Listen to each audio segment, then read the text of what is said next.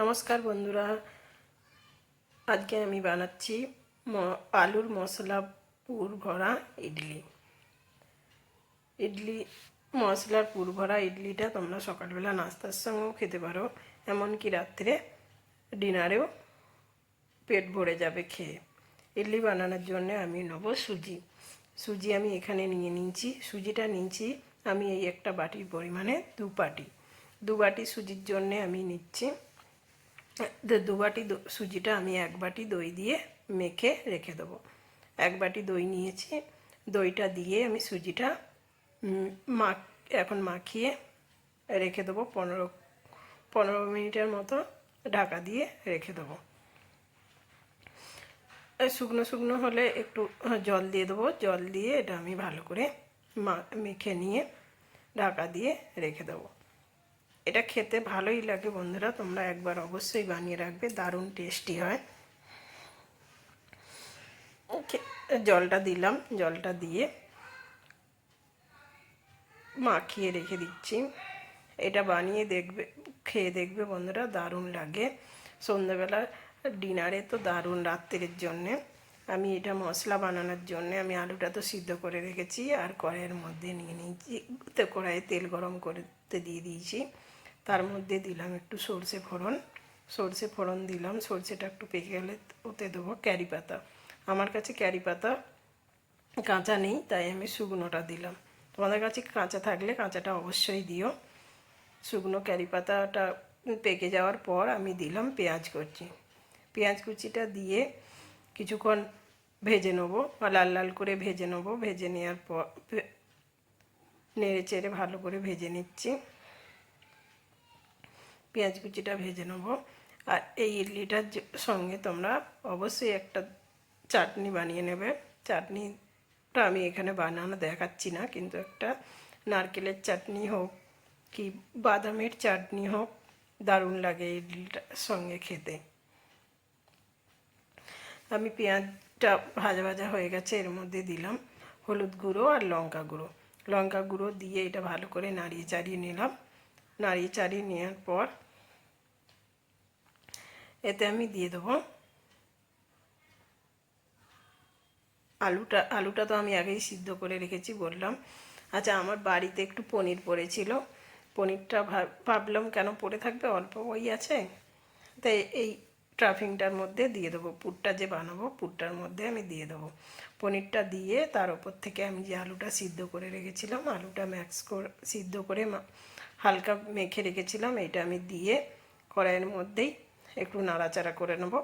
নাড়াচাড়া করে এটাকে আমি একটু অল্প নুন দিলাম। টাফিংটায় তো নুন দিতে হবে, সেই হিসাবে একটু নুন দিয়ে দিলাম। নুন দিয়ে লঙ্কার গুঁড়ো দিয়ে আছে, যে যেই হিসাবে ঝাল খাবে সে সেই হিসাবে ঝাল দেবে।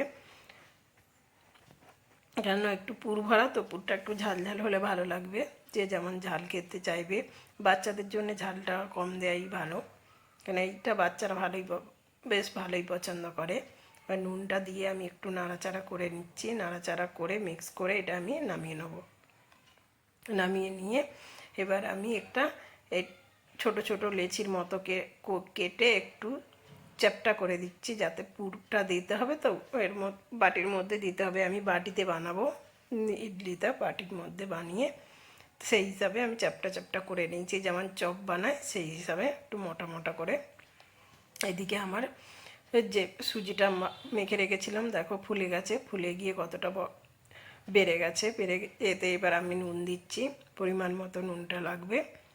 পরিমাণ মতো নুন দিয়ে আমি এতে একটু সোডা দিচ্ছি। সোডা দিয়ে দেখছি একটু টাইট হয়ে গেছে এটা ব্যাটারটা। এবার একটু আমি জল দিয়ে এটা মিক্স করে নেব। জল দিয়ে মিক্স করে নিই, একটু ভালো করে মিক্স করতে হবে, কারণ এটা একটু গাঢ় গাঢ় হয়ে গেছে তো। একটু যেমন জল লাগবে সেই পরিমাণ জল দিয়ে ঠান্ডা জল দেবে রুম টেম্পারেচারে জলটা দিয়ে এটা বাটারটা বানিয়ে নেব। দেখছি আরও একটু গাঢ় আছে, তাই আরও একটু জল দিলাম। আমি জল দিয়ে আমি ব্যাটারটা বানিয়ে নিচ্ছি। ব্যাটারটা বানিয়ে নিয়ে এটা সুন্দর করে ব্যাটারটা আমার রেডি হয়ে গেল। এবার আমি বাটি নেব। বাটিতে বানাচ্ছি তো, বাটিগুলো আমি তেল মাখিয়ে রেখেছিলাম, অল্প করে সরষের তেল দিয়ে আমি মাখিয়ে রেখেছিলাম। এবার বাটিতে প্রথমে আমি একটু ব্যাটার দিচ্ছি। ব্যাটারটা দিয়ে তাতে যে আলুটা বানিয়ে রেখেছিলাম দেখো, বা আলুটা দিয়ে তার উপরে সুজিটা দিয়ে আমি দেখো ঢাকা দিয়ে দিচ্ছি। আর এগুলো বড় বড় বড় হয়, তো দুটো হলেই অনেকটাই বড় হয়। আর এই ইডলি মেকারে বানালে ছোট ছোট হয়, সেই হিসাবে অনেকগুলো খাওয়া যায়, কিন্তু এটা বড় বাটিতে হচ্ছে তো 2 থেকে 3টে হলেই পেট ভরে যাবে। বন্ধুরা তোমরা অবশ্যই এরকম করে একবার বানিয়ে দেখবে, এই আলুর পুর ভরা ইডলিটা দারুণ লাগবে খেতে। আমার সবগুলো বাটি একসঙ্গে আমার 4টে বাটি ধরবে। আমি কড়াইয়ে জল দিয়ে দিয়েছি, জল দিয়ে জলটা গরম হয়ে গেছে। এবার এর ওপরে আমি যে ছেদওয়ালা থালা হয়, ফুটোওয়ালা থালাটা দিয়ে দেবো। ফুটোওয়ালা থালাটা দিয়ে এবার বাটিগুলো আমি বসিয়ে দেবো। ফুটোওয়ালা থালাটা জল গরম হয়ে গেছে, ফুটোওয়ালা থালাটা চাপিয়ে দিলাম, দিয়ে আমি বাটির যে 4টে বাটি আমার রেডি হয়ে গেছে, 4টে বাটি ধরবে এটা আমার, তো 4টে বাটি বসিয়ে দেবো। বসিয়ে দিয়ে আমি ঢাকা দিয়ে দেবো। বন্ধুরা পুরো ভিডিওটা অবশ্যই তোমরা দেখবে, দারুণ রেসিপিটা তোমাদের পছন্দ হবে অবশ্যই, আর বাড়িতে একবার বানিয়ে দেখবে কেমন লাগে। আমি এবার ঢাকাটা দিয়ে দিলাম, ঢাকা দিয়ে 10 মিনিট মতো হতে দিলাম। দেখো আমার বেনে গেছে, পুরো কালার চেঞ্জ হয়ে গেছে, উপরটা ফেটে ফেটেও গেছে, এত সুন্দর হয়ে গেছে, সুন্দর ফুলে গেছে, ফুলে রেডি হয়ে গেছে আমার ইডলিটা। এবার একটা একটা করে আমি বাটিগুলো সব নামিয়ে নেবো। গরম তো সেই জন্য আমি এটা সাঁড়াশি দিয়ে ধরছি। বাটিগুলো সব নামিয়ে নিচ্ছি।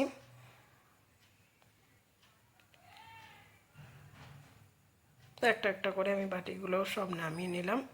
নামিয়ে নিয়ে এবার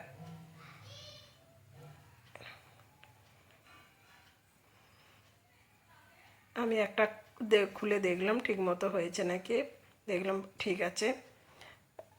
এই একটা চামচের পিছন দিয়ে একটু সাইডটা ছাড়িয়ে দিয়ে ইডলিগুলো আমি বার করে নিচ্ছি।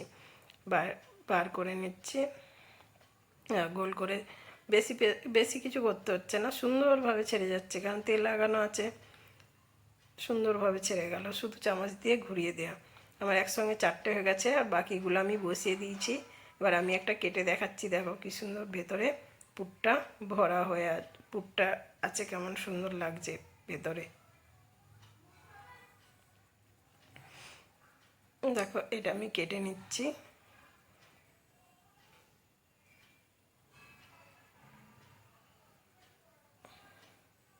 দেখেছ সুন্দর লাগছে কাটে। অবশ্যই এবার চাটনিটা আমি বানিয়ে রেখেছিলাম আগে, এবার চাটনির সঙ্গে আমি এটা সার্ভ করব। দেখতে সুন্দর লাগছে দেখো। আমি এখানে নারকেল বাদাম দিয়ে চাটনিটা বানিয়ে নিয়েছি। তোমাদের যার যেটা মন হবে সেটা বানাবে। আর চাটনিটা আমি অন্য একদিন বানিয়ে দেখাবো কেমন হয়েছে, অবশ্যই একবার কমেন্ট করবে। আর বাকি ইডলিগুলো আমি বানিয়ে ফটো করে দিচ্ছি, দেখো কত সুন্দর লাগছে।